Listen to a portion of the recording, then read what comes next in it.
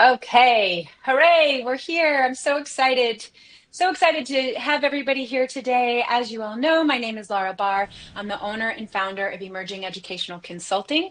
My practice serves students and parents from the beginning to end of the college application process. We wake up every day to grow good humans, and what better way to do that than to provide education and information? I'm really excited today, Amber, to have you here. I am going to let you introduce yourself.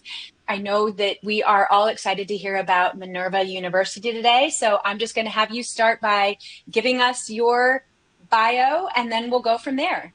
Awesome. Thank you so much, Laura. Just thank you for having me and giving me this opportunity. So again, I'm Amber Featherstone. I am the Assistant Dean of Enrollment at Minerva University. My whole career has been based or around international education. So I started first with a cultural exchange program for teachers that brought teachers from all over the world into classrooms in the US, and then went into higher education, working primarily with international students who were coming to study in the US. And what led me to Minerva was that love of international and intercultural exchange, and B, just how innovative Minerva is operating and how they're trying to sort of turn higher education on its head. So I'm really excited to talk to you more about that part today, and just sort of dig into what Minerva is.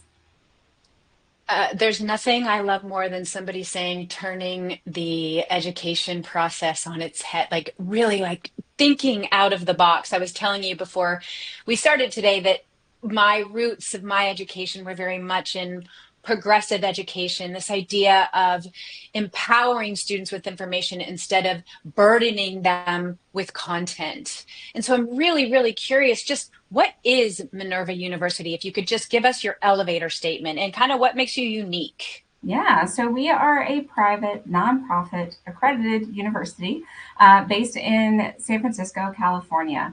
But what makes us unique is that our students move around the world throughout all 4 years of their education, but they're always studying with us. So it's not study abroad where they're going to different universities around the world. Instead, they're studying with us, taking our classes and our curriculum. And really, all of Minerva's curriculum has been built to drill into students these habits of mind and foundational concepts that will give them the skills that they need to be successful now, 5 years from now, 10 years from now, 20 years from now. So the idea behind Minerva's curriculum is one that it's very engaging. We do all seminar style based classes. But the other idea is that instead of just having students memorize facts that they're likely going to forget down the road, we're trying to instill in them these skills that will help them approach a problem, and find a solution. And what we're anticipating is it will be problems that we can't even yet imagine, right? Things that will Mm. happen in the future that we can't even really prepare students for, but we know that we can prepare them how to tackle those things. And so that's sort of the goal of Minerva. It feels pretty bold for you to have left traditional education all those years and then join Minerva. What made you do that personally? Yeah, I think personally, so I learned about Minerva many years before I started, and I started following them. And what I was seeing in the traditional setting is that costs were going up, right? But I didn't feel like students were getting more out of those costs, and out of their education. I also felt like the traditional setting was really hamstrung. There's so many, so much red tape that you have to cut through to do something innovative, to create something new. And I felt like it wasn't keeping up with the market demands. Whereas Minerva sort of came out of the gate trying something completely different. I loved that the founder of Minerva was very clear in stating that his model isn't the model, right? It's one way to do it. And he hoped that more people would come behind him and continue to innovate and continue to change the model of higher education. So I just love that thought process in general. And then another big piece that I haven't mentioned is Minerva's classes are very, very diverse. Our student body has over 100 countries represented. And that is so important to me. I just think that we have to get out there and learn from these different perspectives if we are really going to solve the world's challenges. And so it's sort of a combination of those things that really intrigued me. And then as I learned more, I was like, yes, I need to be part of this.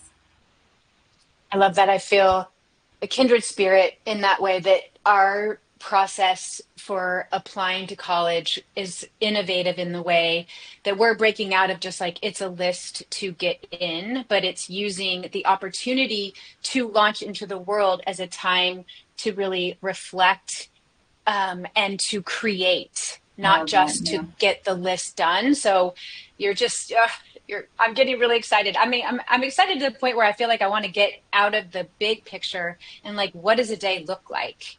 Yeah. And then I'm probably the next thing I'll ask, and you, if you just want to dive in, is like, how does someone get in? What's the application process like? Right. So let's talk about a day. So, our students are split up all around the world right now. They typically travel with their cohort, so the group that they enter with. So our first years are in San Francisco. Our second years are in Seoul, South Korea. Our third years are in Buenos Aires, Argentina right now. And our fourth years are in Berlin, Germany. And in each of those locations, our students are living in a residence hall that is manned by Minerva. So we have staff on the ground. They're taking their classes. A really unique aspect of Minerva is that the actual class time is online. It's in a system that we built. So Zoom was not built to be a classroom, and I think we all learned that in 2020 and 2021. Minerva built Forum, our software, to be an active learning classroom and platform. And so all the classes are live, they're synchronous. Students have to attend. Attendance is mandatory. They have to be on camera. And they're there to really engage with the material. We don't do lectures at Minerva. So you can't just come in and expect information to be put into your brain. Students have to do a lot of pre-work to be ready for the classes. And again, to get in there and really start discussing the material and working with it and learning from it. So our students take their classes in these residence halls or out in the cities. We love that the online format gives our students a lot of flexibility. They can go to a cafe, they can go to a public library or a public space. And so it's really up to the student in terms of what works best for them, or they can, sit at their desk in the dorm room and take the classes. But then outside of class, all of our curriculum is tied to the cities that they are in. So there are class projects or assignments that require the students to go out into the cities to do something. We want the students not to be tourists in these places. We really want them to engage.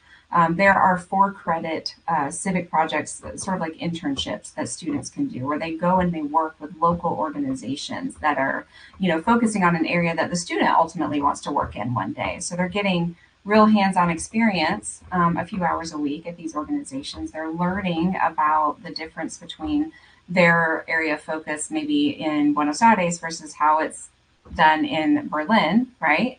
And so they're spending their time outside of the residence halls doing real hands-on activities like that.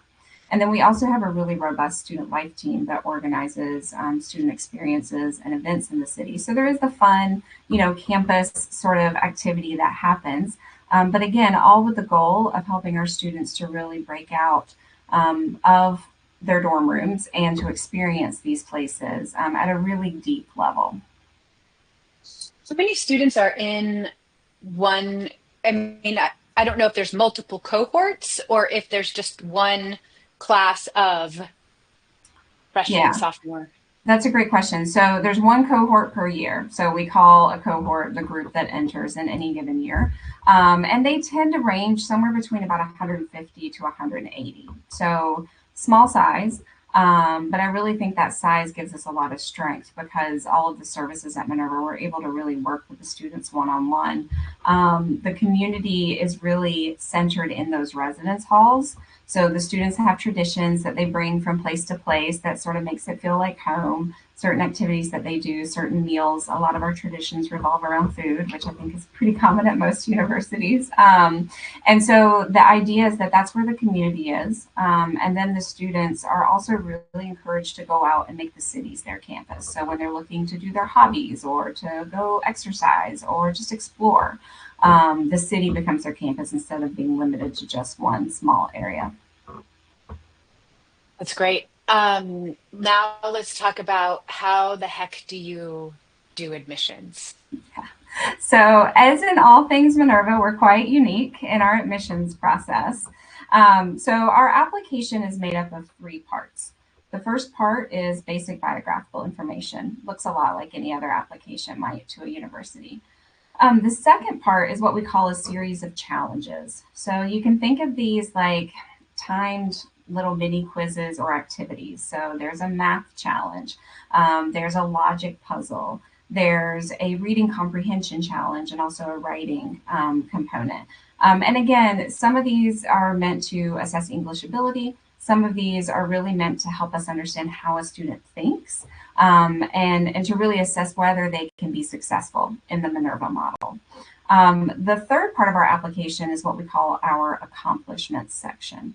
And this is where instead of just listing a bunch of extracurriculars that you've done, or instead of writing us an essay about one particular thing that you did that you're really proud of, we give students 6 spaces to tell us 6 things that they've done that they're proud of. This is usually things where a student spent their time. So it could be things like winning competitions or starting your own company, but it can also be things that are focused on self-improvement or helping your family, in a time of need. There's a really wide range of them, but we get at a couple of things there. First is, where are students passionate? Where are they spending their time? We're also looking for commitment, right? This isn't, I just went to volunteer once and then that was all I did, right? We're looking at, how they invested themselves to create impact. And impact is a really big piece of who we are and what we do. And so that third section really helps us understand, again, the students' passions, what they're into, and whether, again, they can be a good fit for the university. So that's it. So we don't have an application essay. We don't take letters of recommendation. It's very different. I think sometimes it throws students because they get into our application and they're like, whoa, this is more work than just clicking submit on the Common App. But what I hear from students that do complete it is that they feel seen. And that was our goal. We were really trying to get to understand the student in a way that we didn't feel like typical college essays or letters of recommendation could do. We're giving the students spaces, to tell us who they are outside of their transcript, outside of, just those like key academic numbers. And that's how we are assessing whether they can be successful in the Minerva model. Did I catch that? I haven't had a student go through this application process. I will this season. Is it time? Did you say it was timed? So it's like you go in and you do it, and so it's not like you can have somebody sitting by your side helping or coaching you. Right. So part two, the challenges, those are timed. There are 6 of them. You do not have to take all 6 at the same time. You can take one and then take a break for a day and then come back and do another one. Also, many of the challenges have like a practice round. So students can Mm. go in and they can practice as many times as they want, just so they get familiar with it. So no, you can work your way after the first part, which is the biographical piece, which is really short and simple. It opens our admissions center, and then students can sort of work through. A lot of our students do treat the accomplishment section a lot like a personal statement or an essay, so they'll do it out in a Word document and finesse it and perfect it before putting it in.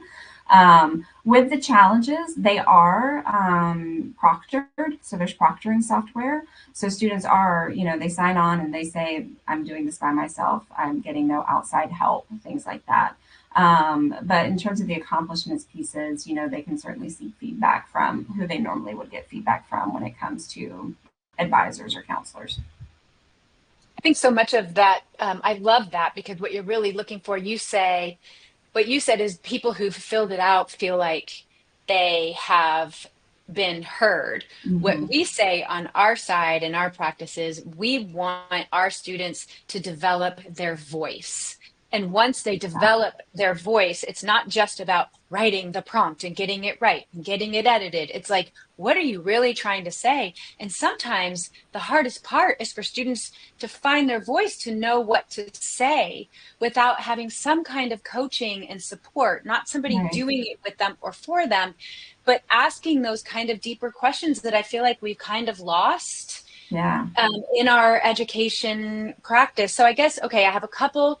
That leads me to education pedagogy, right? Like Mhm. you talk about being innovative, and I would love to hear more about the kind of pedagogical, I can never say that word, right? Innovations that you are integrating. Yeah, for sure. So I mentioned this a little bit earlier.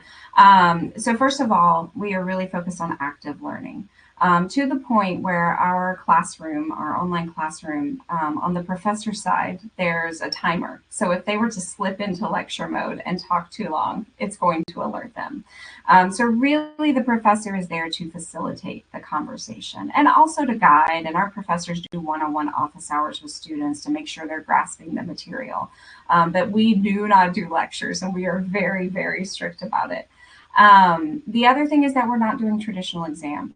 So again, we're not trying to teach students just to regurgitate information that they've memorized onto an exam, because I think if we all think back to our own college experience, what do we remember, right? If you put me back in a class where I scored a perfect score at my university and had me take another exam, I'm sure it would be pretty bad, because you just don't remember all those things. And what we know through the science of learning is that students remember by doing, right? And by really engaging in and working in the material. So that brings me to the next piece where we have those habits of mind and foundational concepts. So in Minerva speak, these are like little hashtagged ideas. And the students start learning these in the first year, and then they start learning how to incorporate them into everything that they do. So all of their assignments, every lesson, every class that they have will have a list of what we call the HCs, habits of mind, foundational concepts, that they have to integrate in, that they have to utilize.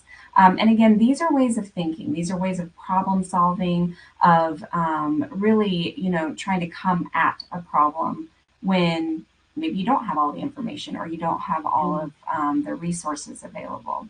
The other thing that I will say about our curriculum is very interdisciplinary. Minerva students come to us with a lot of big ideas and things they want to do. We see a lot of students that double major, and sometimes it's in areas where we wouldn't normally put them together, right? Like maybe somebody that wants to focus on arts and humanities and literature and computer science, right? But our interdisciplinary approach really enforces the idea that students need to pull from all of the disciplines to be successful. So our classes are built that way.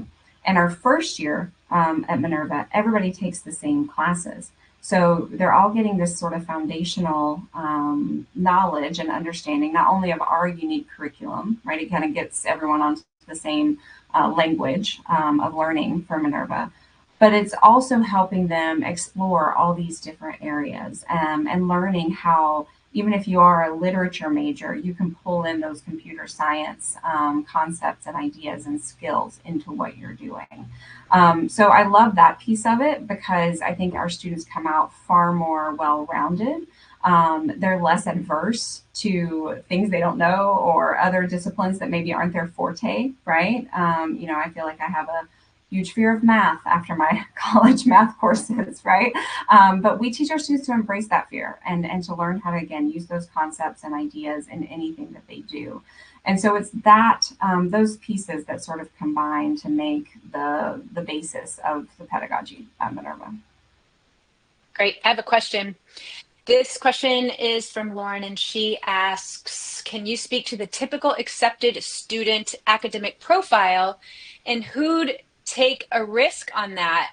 Like, I'm just not sure I understand. And who'd take a risk on that might be under that profile.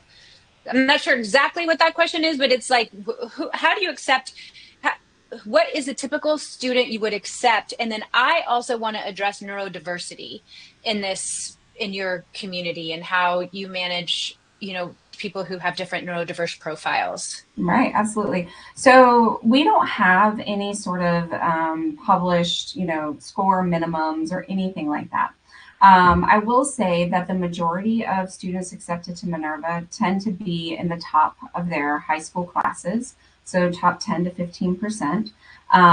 If they have taken something like an SAT or an ACT score, they tend to be in the top percentiles there. And we collect that information, but we don't really do much with it because we're not focused on those scores necessarily. The challenges piece of our application that I mentioned will get at some of that academic ability. The math challenge sounds really frightening, but a lot of it's just, basic math calculations that we know students are going to need to do to be successful at Minerva. The other big piece is that Minervans are well accomplished. These are students that have really done impressive things during their high school time or in gap years before coming to college. So again, it's not just being part of a bunch of clubs in high school. It's really about leadership positions, about winning those competitions, about going out of their comfort zone to do things, or to have the self awareness to improve themselves in some way, right? And so that pretty much describes like a typical admitted student at Minerva. So really strong academically in their schools. And we get applications from all over the world. So we do take into account the rigor of the schools and the locations and things like that. But then also just that drive. You have to be driven to be successful at Minerva. And so we are looking for that before they get to us. Lauren clarified her question, and I love it. It's like I imagine us sitting, if we were a fly on the wall in the admissions room when you guys are talking, who's someone you would take a risk with?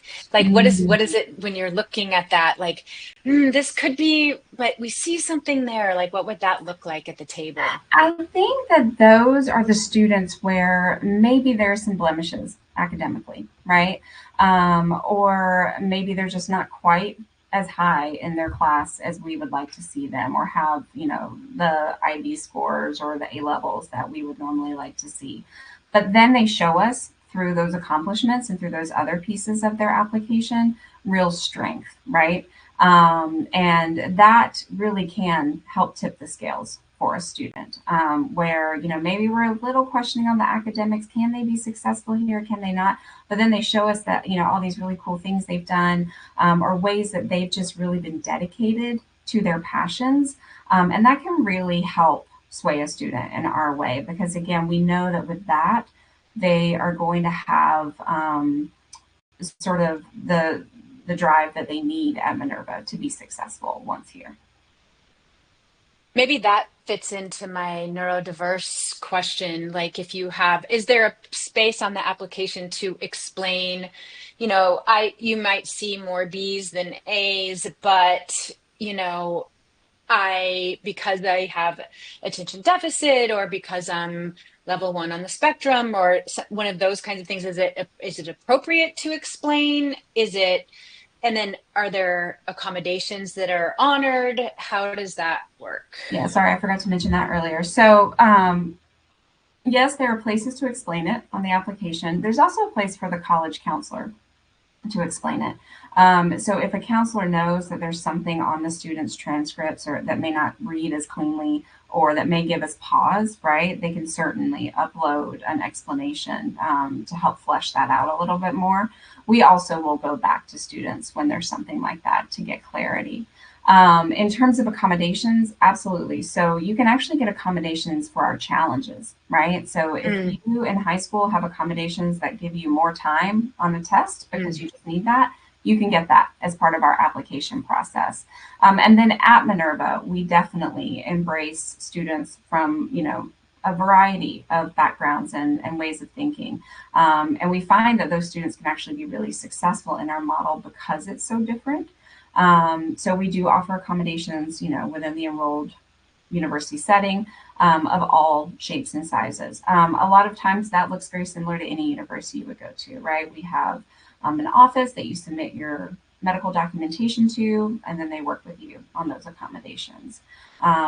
But yes, I mean, it's something that we value because, again, when we're talking about the diversity of our class, right, it's not just diversity of location, different countries represented. We're looking at diversity of socioeconomic backgrounds. We're looking at diversity of thinking, at ways of learning, right? And all of those are really important to us. I know one of the questions I have over the years from my students might be, and I didn't solicit questions from my students, I should have, but one thing I could imagine them asking is like, do they have their typical freedoms? Is it Mhm. like, are there curfews or are there check-ins? And I could imagine parents wondering about safety. just any thoughts about Yeah, that? absolutely. Those might conflict. Like parents are They like, do is it usually safe? And kids conflict. are like, can I be free? No, they absolutely typically conflict. Mm. So, look, in terms of safety, so again, in every city where the students are located, we have staff on the ground. In most of our cities, we have staff living in the residence hall with them. The staff also carry a 24-hour emergency phone number. Our staff are typically local to the area, so they speak the language and they, understand how if there are emergencies or things like that. In terms of curfews, no, our residence halls don't have curfews. There is an hour limit for when guests can be in the residence halls, but otherwise, no curfews there. But we do have policies in place to make sure that we know where students are. So students can leave the rotation city, especially around breaks like fall break or spring break. But there's a process for notifying Minerva, where you're going, when you're coming back. Also, with our classes, requiring that every student is present and online and on camera, right? Our faculty sometimes are the front line of letting us know if a student's missing or if they haven't shown up to class and they haven't emailed their professor. And it sets off this chain of events so that, across the entire world in the university, we're finding that student and checking in with them.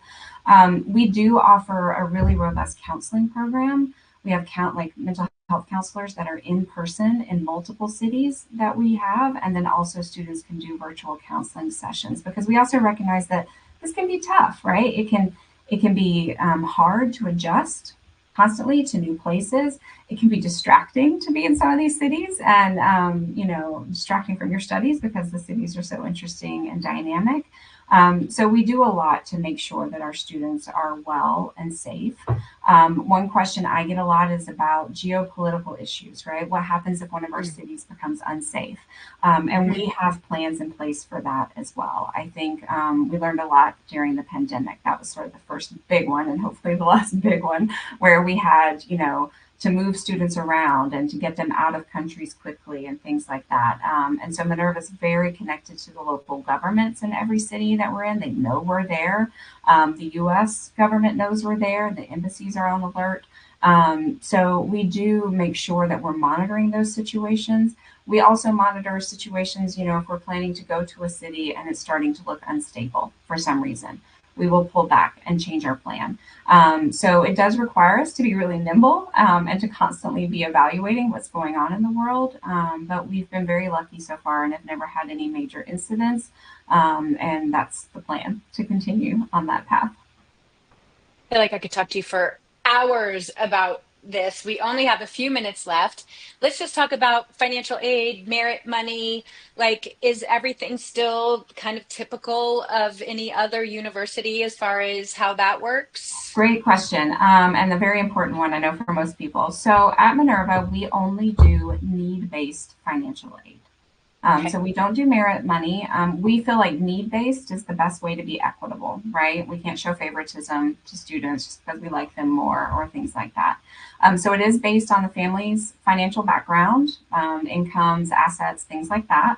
We utilize the CSS profile as Mhm. part of our financial aid application, along with a Minerva questionnaire and some supporting documents. So students apply for financial aid in the same cycle that they are applying for admission, and that's very important because our goal is that if we offer you admission, we also offer you financial aid at that time if you need it, and so that you have all the information at once, right, to make your decision. But what I love about it is that our financial aid is eligible, anyone's eligible for it. So, regardless of citizenship or background, you're eligible for the financial aid package. It does include low interest loans, work study, and then scholarships and grants. So any Wow. student applying from anywhere can get work study or can get those scholarships and grants to help it make it possible for them to attend. Wow, that's amazing. I love hearing that. I We are ready to wrap up. Is there anything else you want to just one last minute have to say? No, I think we covered a lot of really big topics. Thank you again so much for this opportunity. I think my information is on the event website. And so please, I encourage anybody with more questions, or if they just want to sit down and chat with me longer about this, to please reach out directly. I love talking about Minerva and getting people excited about it.